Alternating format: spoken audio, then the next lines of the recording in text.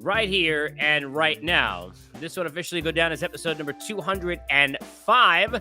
You can jump on board the Unfiltered Revolution 365, 24/7, all day, any day. Get on to Twitter or X, if you will, at Casey Stern. Jump into the bio, subscribe, get to the YouTube channel, get all the videos and content and conversation. And of course, where most of you are equal opportunists, that we are here at Unfiltered. And that is, of course, at iTunes and Spotify and everywhere else that you get your podcasts. And thank you to the Unfiltered Band.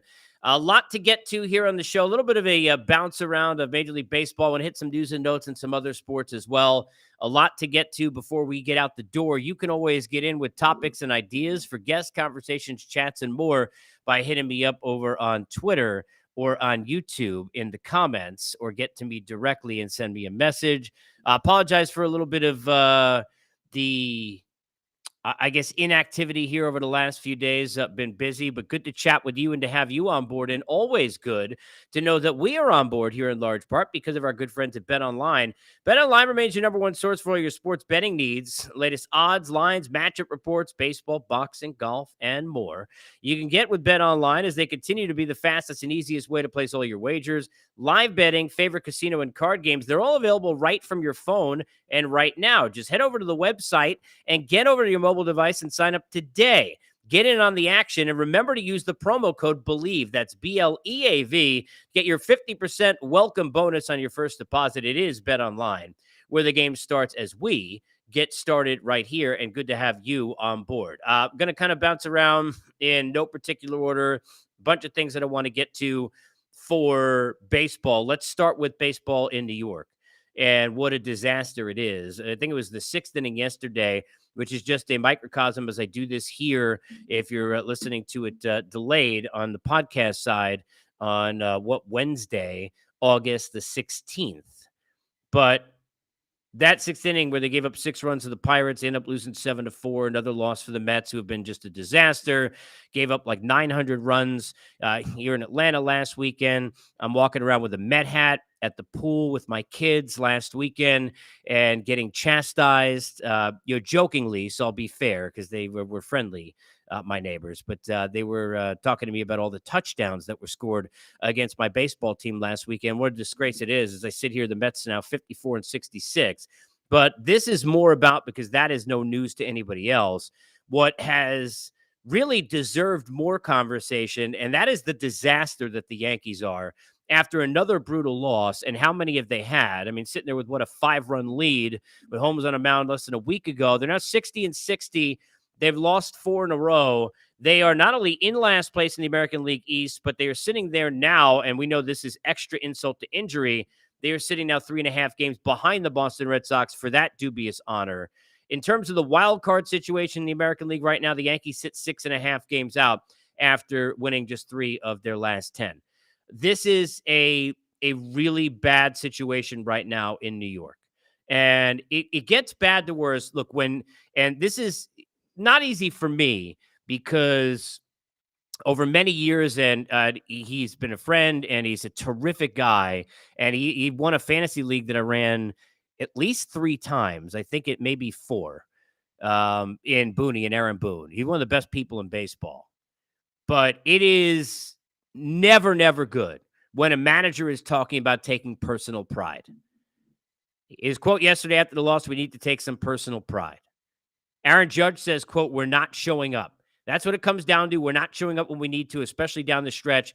Gotten every opportunity to keep ourselves in the race, and he's right. But we're not capitalizing on what we need to. Now, they've had injuries. Clearly, Judge for the majority of the season. We know about Rodon now. We know about all the different things that have gone wrong. Rizzo and guys who have been banged up. But relying on too many old guys who have not gotten it done, relying too much on a pitching staff that, even though Cole has been brilliant at the front, has not had the depth or the health or the combination of the two to get them where they need to do. And more than anything else, and this was a big problem with this team over the course of last postseason, this is nothing new. And that's a Brian Cashman problem, not an Aaron Boone problem, that part. Because, look, I'm not going to mince words. It is what it is. The situation right now, I think you have to believe there's a new manager and maybe a new GM next year for the Yankees. Certainly, if George Steinbrenner, I know we do this all the time, but if George Steinbrenner running the place, they out the building already. And I'm not saying that all the blame goes in one place or another. And to me, this is actually, I think Cash has done a terrific job for a long time. And I said this in a recent podcast, I think Brian Cashman been there too long. I think that situation is stale. I don't think he is. I don't think the team is. I think that combination of the two, that relationship needs to go. And I wouldn't be surprised. Bolt change. If it was George, we know what would happen. But there may be, I don't care what Steinbrenner it is, even too much pressure now to not go ahead and do that. Sitting there facing under 500 in last place. And the Orioles, of all people nobody expected, gosh, I know they're a really good baseball team. But look, not good. Okay. Red Sox had no expectations this year. And they're sitting there with opportunity to get in the playoffs 3.5 games ahead of you. And look where you are. But the problem the Yankees had at the end of last season is the same problem they have at the beginning of this one. And that is a personnel situation when you don't change that, when you don't alter that, when you don't improve that. If you're Brian Cashman and that problem, they can't get big hits. And if it wasn't Aaron Judge at the end of last year, they weren't getting it from anybody. When Aaron Judge wasn't there, they weren't getting it from anybody. Now that he is there, they're still not getting it really from anybody. They can't get big hits. They can't come through in the clutch. And that's not the manager's fault necessarily, okay?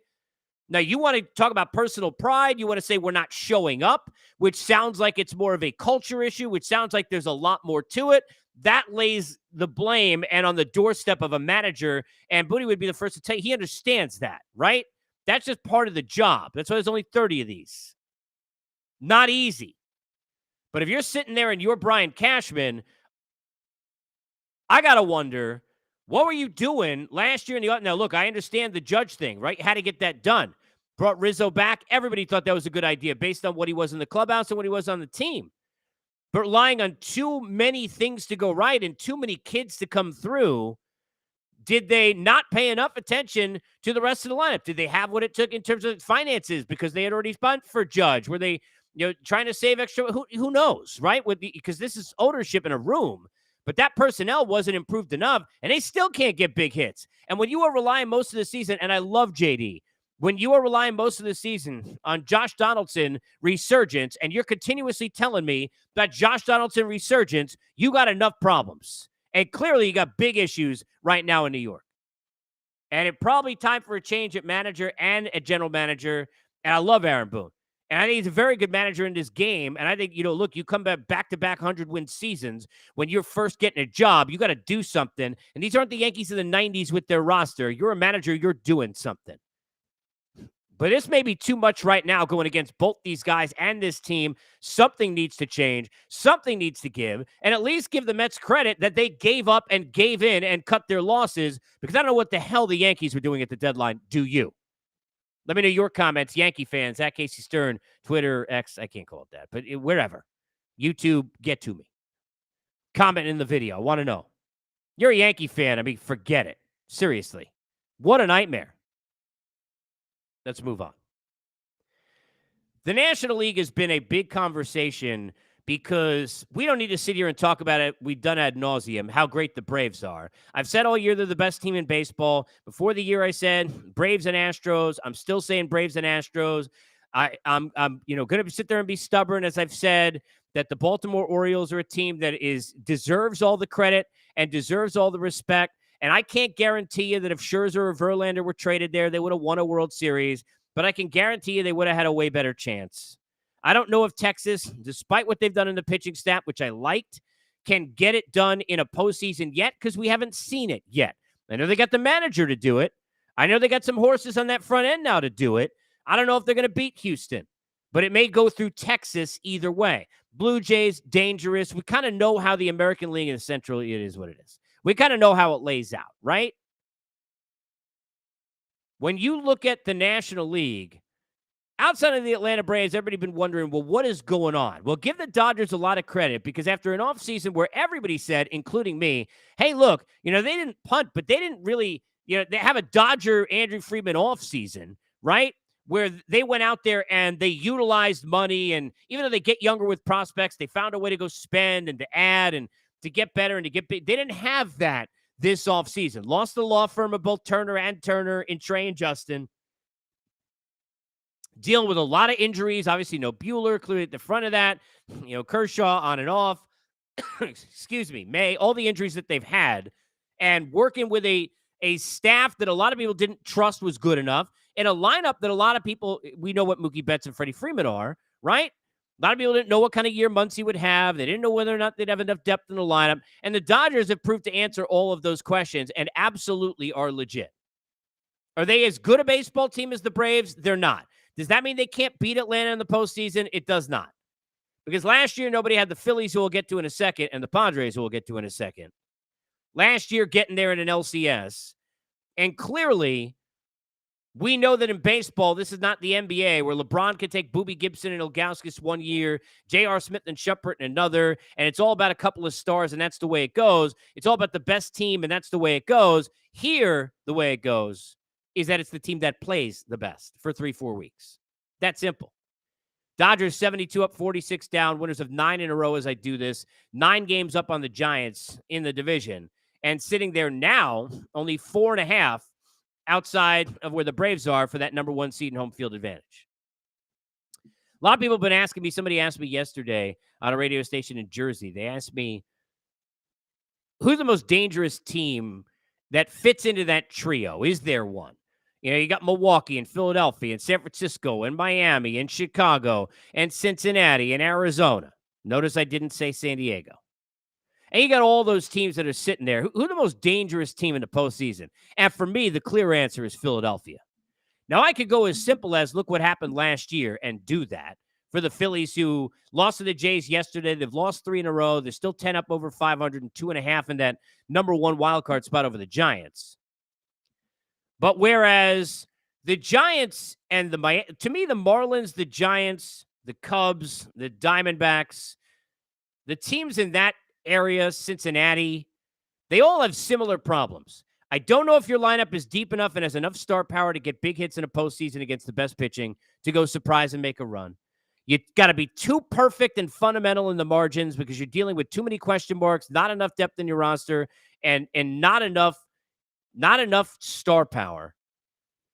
And eventually that's going to get you. Now, against each other, no. Could the Giants beat Miami? Could Miami beat the Giants? Yes and yes. Could Miami beat Arizona? Could Arizona beat the Giants? Could the Giants beat Arizona? You see where I'm going. Kind of crapshoot there. Love the moxie of the Cubs. Find them very interesting. But I think all those teams kind of a crapshoot, and there's only one that stands out, and that's Philadelphia. You can make a case that Philadelphia may be the most dangerous team to Atlanta in the National League, even more so than the Dodgers, because of how prepared they are for a postseason. I know Aaron Nola has not had a great year. His ERA somewhere 4.5 as I do this, right? Even Wheeler hasn't been, maybe to some, as dominant just because of the high expectations in what they were at the end of last year. But when you look at Wheeler and what he's capable of and what we know he can do and what he's done most of the year, and you look at Nola and at least what he's capable of, and he's heading out to free agency, and you go look at what Lorenzen, who's already thrown a no-hitter, has done, you look at Ty, you look at Suarez, they got enough guys, and then in a short series, they're throwing 2 of them in the pen. In a long series, they're throwing 1 or 2 of them in the pen. Excuse me. When you've got all of that working for you, you got more than everybody else got.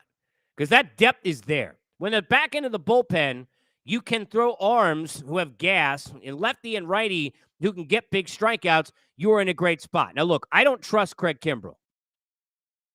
There was a stat when I was doing TBS years ago in the postseason when he was on the Red Sox and having his struggles and couldn't find the strike zone. There was a stat that Mariano Rivera could have come back to the big leagues and pitched in the postseason. This is a real stat. I think Jason Stark had this at the time because usually he has these great stats like this. So it probably was from there. This was a real thing. And I remember we read it on the air. Mariano Rivera could have come back, not recorded a single out, given up 47 runs, and he would have had a better, and this is real, had a better ERA in the postseason than Craig Kimbrell. Think about that. Well, now you got Kimbrell, who has become seemingly the closer, whether anointed or not. And you got a situation where Rob Thompson, a guy who really last year in the postseason showed he's willing to go for it and not go for it with, ways you normally see where short, go for it in the pen Say, hey, if Alvarado's got to get that big out when they didn't have Soto, Alvarado got to get that out in the sixth. I don't care if I got another lefty, I'll figure it out. If I got to use a closer here, if I got to use Dominguez there, he would doing those things. Now, look, they probably ended up wearing out a little bit because of that. And they probably ended up coming up a little bit short in part because they did that too much. But they wouldn't have gotten to where they got in the World Series against Houston if they didn't do those things. And now they're still, I think, built to do that, and probably even better when you look at Soto, Strahm, and the group that they have. And then Suarez or Walker in the bullpen, and even more depth there. And I love Suarez. That guy is a gamer. In big spots, you can go him 3 innings as a starter in the spot, start 3 in the pen, 2 in the pen, throw an 8th inning, close a game. He's going to be there. That's one of those dudes who raise that level when he gets in that big spot. But if you sit there and you look at Philadelphia, I can't trust Craig Kimbrell, and that's a problem. But they got front-end pitching and depth. They got back-end ability and some depth. And in the middle of the lineup, they got guys that, look, I don't know what version of Bryce Harper you're going to get. Hopefully his body is continuing, if you're a Phillies fan, to get ready and ready and ready to the point where he's feeling like I'm in mid-season form when everybody else tired in October. And that's the hope. We can't know that. I mean, he's done enough to prove himself when healthy that if he's not great and it is what it is, you just got to understand that it is what it is because of him not being ready physically and maybe pushing himself a little further than he should have too soon. But when you've got bats in that lineup, and they do, who have already shown they can get big hits in a postseason, and you've got the guys who can get big outs. Look, if you can get big hits against the best pitching late in games, and you can get big outs late in games, you're way ahead of the pack.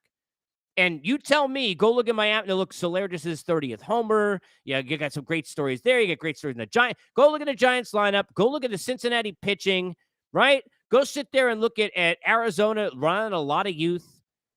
And you go look in the depth of those lineups. I don't know if you got guys that scare you can get big hits. And the way Trey Turner is playing and advancing as the season wears on, it goes even better for him that if I can get you Schwarber, Turner, and Harper somewhere 1, 2, 3, perhaps at the top of your order, I'm in a good space at least to come around 3-4 times and give you some trouble in a postseason, especially in a series where the more they see those bullpen arms, the more they're going to have a chance to beat those bullpen arms that they're facing.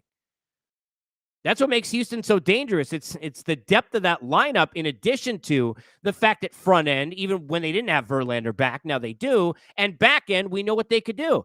The Houston Astros can go down 5-0 and have a crappy start, go score 6 runs in a 7th inning. All of a sudden, they're again way better than you, and their lineup can get you there and cut that gap. Or they can win the game 5-0. They can win the game 1-0. Philadelphia can do those things. Now, have they done them consistently all year? They have not. But can they? They're more than capable. And to me, in the National League, they are the most dangerous team outside of Atlanta and outside of Los Angeles. And they may be more dangerous in the postseason than even the Dodgers. To me, the road to the World Series will go through Atlanta and Philadelphia. I believe that. Based on, again, depending on the matchups and how all that works, who fits in one wild card and who plays who in all of that, which is yet TBD at this point. One more thing on the baseball side I want to hit, and then I want to get to a couple other things quickly. The San Diego Padres, they won yesterday as they do this. They're 5.5 out. They gained a game back. They had dropped to 6.5 out of the wild card. The crazy part about San Diego is, whereas the Mets, who are the other disaster, and maybe even more so clearly, who at least admitted and cut their losses, are so far away. And to me, this is not a team they can have in the wild card era. The Mets can do enough tweaking to give themselves a competitive chance to make a playoff next year if things go right. It's possible, right? But the San Diego Padres could be a World Series threat next year. It's possible. Now, I don't know what happens with Snell. We don't know what happens in free agency. But this is a team, and I've said this, that is reminiscent to me of in covering that Red Sox team in 2013, Boston Strong. They had finished in last, I think, right, the year before.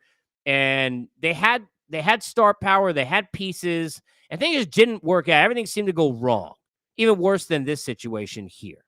Might have been the chicken and beer even that year before. I don't remember. But not because it's been so many years.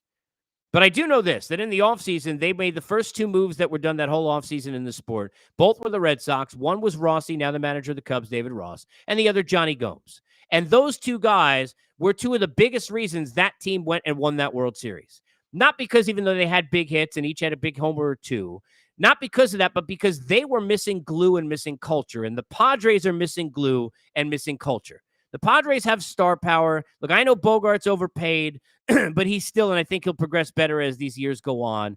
To me, for all that Juan Soto hasn't done, he's had to carry the team offensively too many times, and the numbers are still very good. And when you look at him, is he Trout or Ohtani right now the way he's playing? No, he's not. He's still one of the best players in baseball. Still one of the best hitters in baseball.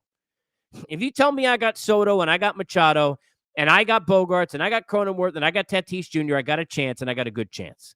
And I'm not putting this on Bob Melvin. Now, managers deserve blame for everything. And within all of that, as heads of companies do or parents do with kids, and I get that, and he should get some. But to me, this is a A.J. Preller into this offseason. And everybody's got their fascinations with A.J., whether they think he's great or they think he's the most overrated GM in the league or everybody's somewhere in between. Let me tell you where I am. He's got to go out there within the margins and do better. He's got to build a team, and that is glue, that is culture, that is depth where they need it in the margins, in the bullpen, at the fringes of their roster, and finding winners and guys who can help breed better leadership in this room, because right now it's not good enough. Because when you lose as many, and I think they've lost more one-run games. What is it? I'm trying to remember. I think it's games that have landed within 2 runs. They've got by far the worst record in the league. I mean, it's amazing how many games they've lost. And when that's happening, it means a few things. One, it means your bullpen is failing you in a lot of spots because usually those are blown leads. And then 2, and not only saves, but in that middle of that game where you can't get that baton to the haters of the world, right? And the other reason is because you're not coming through in big spots, similarly to what we talked about with the Yankees. San Diego Padres, though, to me, conversely to the Yankees or the Mets, have a roster that absolutely, with a couple of tweaks, could be right there and go win a division next year. That's what's so frustrating about San Diego. That's what makes it such a disappointment in San Diego. A couple of quick nuggets off baseball I want to get to and just bounce around a little bit. Give you some thoughts, okay? Things that I've been thinking about here. Number 1, let's go to James Harden, all right? Covering the NBA for years, loved basketball all my life. And James Harden is one of the most talented offensive players that I've ever seen. I don't care what age you are. He's one of the most talented offensive players you've ever seen. And that's about where his conversation should end. This guy is such a complete pain in the ass that it is unreal. To me, it's not at the level of Kyrie Irving because it's a little bit different. But how many places has James Harden gone to? How many teammates have thought he's the guy that would add to the mix and he's the last part of a duo or a trio, whether it's in Houston or Brooklyn or everywhere else, that ain't going to go fix it, and it just doesn't work. Now, when he gets in spots where other guys get injured and he's got to carry the load and he can go score 45 points, he looks like a hero. And every time he needs to come through in the clutch, like when Durant went down in game 6 and 7, and they're sitting there, and in Houston, everybody's like, oh, okay, with Chris Paul stayed healthy, James Harden's still there, and what the hell happened? And where the hell was he? Maybe 1 for 10 or something like that in the second half, if I remember correctly. I don't think he took like a shot in the third quarter of that last half of that game. I'm not a guy who says, give it to me, I'm going to take it over. He's a pain in the ass. Enough. And I understand what Daryl Morey has been and not been, and how Philadelphia in general, I mean, something in the ooze in Philadelphia with that basketball team over, I don't even know how long, since the beginning of the process. Even when they think they're out of it, they're back in it. Even though when they think they're in the right direction, they're not following the yellow brick road. The Jets may not follow that and go to a Super Bowl. The Jets may be overrated because of the attention, because of Hard Knocks, certainly predominantly because of Aaron Rodgers, and because of the thoughts of what their defense was the last year, what it was a year ago, and because of now Dalvin Cook coming in. But let me tell you something and get something clear, and this is on behalf of the Jet fans. I'm not a Jet fan. I grew up in New York. I grew up in Long Island, where a lot of people, even more so that are friends of mine as kids, were Jet fans more than a Giant fan, which I am. And I watched the Jets from Ken O'Brien to, and that draft, and Blair Thomas over Emmitt Smith, and all the other mistakes that they've made, and Browning Nagel, who was undefeated in the postseason and in a preseason, and then never got to a post, and all these other things, and all these other disasters. But let me defend the Jets and the Jet fan here. Leave the Jet fan alone for being excited. People getting on Jet fan, nobody likes to have other people be excited or happy about anything. If you're a Jet fan, your life has been miserable. You think as a Met fan, and it's the Ets, or a Net fan, or even a Knick fan, or an Islander fan, these are all my teams. But whoever you root for, right? Whatever team you root, Pittsburgh Pirates in the last million years, whatever team it is in whatever sport, right? Your Toronto Maple Leafs fans struggling to find out if they're ever going to win. Canadians fan even worse in a lot of ways. Certainly, at least they won at one point, although we're going back to Guy Carbonneau. If you are sitting there and you are a Jet fan, if you're not, go put yourself in that place. When was the last time you were excited? You watched Rich Kotite. You've been dealing with butt fumbles. And here you are, where you got a chance now, where you got Aaron Rodgers with an exciting defense and guys like Sauce Gardner. And you think about the talent that they have offensively at the wideout position in terms of youth, and now adding Dalvin Cook. Let this team be excited. I don't know they're going to win the Super Bowl, but they're probably going to the playoffs. You think that's good enough if you're a Jet fan? Leave these people alone. My God, let them enjoy themselves. Please, let them enjoy themselves. Last thing, staying in the New York area, but now shipping up to Boston. UFC 292 coming up this weekend. And I can't wait for this matchup of Aljamain Sterling and Sean O'Malley. I think it's going to be very exciting. It's clearly grappler versus striker if you're a UFC nut job like me. But I can't believe, look, I understand, but I don't understand the problems with Aljo, right? Look, first of all, people like strikers more than they like grapplers because we all like to see knockouts. And the Funk Master is funky in terms of his offensive abilities with the striking, and he's not going to be knocking anybody out probably anytime soon. TKO, and he's got a backpack, maybe, but on the feet, probably not. All right? But we always sit there and we say, we want people to be who they are. We don't want them to pander. We don't want people to sit there and be fake. At least that's how I feel, and I think a lot of people are that way in terms of as sports fans right now and in life. In 2023, way too much fake literally everywhere. People will be more two-faced than you probably could believe if you're watching or listening to this because we're all living it, right? But in that world, here's a guy who's not trying to get you to like him. He's not. He's sitting there and he's telling it like it is. He's telling you about how he feels, if he's extra confident, overconfident, how he feels about opponents, if he cares about whether or not, you're sitting there playing Fortnite with him, as he says, like he does with O'Malley. And I like Sean O'Malley as well. But I can't believe the crap that Aljo gets. The only guy who's even in the conversation for bantamweights all time with him is Dominic Cruz. That's it. That's it. The only dude. Outside of that, there's not even anyone there. Give this guy some credit. Give him some flowers. He said 99. He said on my guy Ariel's show, 99.9 chance, probably his last fight in the bantamweight division. Win or loss, give this guy his flowers for what he's done. Give him some love for the run that he's had. Because at the end of the day, a lot of the stuff people are going against him for, not his fault. What Jan did in that first fight, not his fault. TJ Dillashaw coming in with one arm, not his fault. And he did what he was supposed to do with Cejudo, and I thought he won that fight. I'm pumped for this one. Your thoughts on UFC 92, backtracking, Harden, Jets, give me that. Anything across the league in baseball, hit me up at Casey Stern. Get me along the way on YouTube. I put this on my YouTube channel, but for those of you who are in the area, in Georgia, anywhere in Georgia, coming up on Friday, August 18th, they'll be hosting the second karaoke event that I've done. We're doing these monthly now, every third Friday in Alpharetta, Georgia, at a place called Rock and Roll Sushi on Windward Parkway. And come on down, talk some sports. We had a lot of fun. We packed the house the last time. Great music, great vibes. You get free sushi for everybody who sings. We talk a lot of sports and get into a bunch of different things. Be hosting that event coming up at 7 p.m. Friday night, Windward Parkway, right here in Alpharetta, Georgia. Come see me on the 18th. In the meantime, I will see you next time. We at Unfiltered, as always, presented by our good friends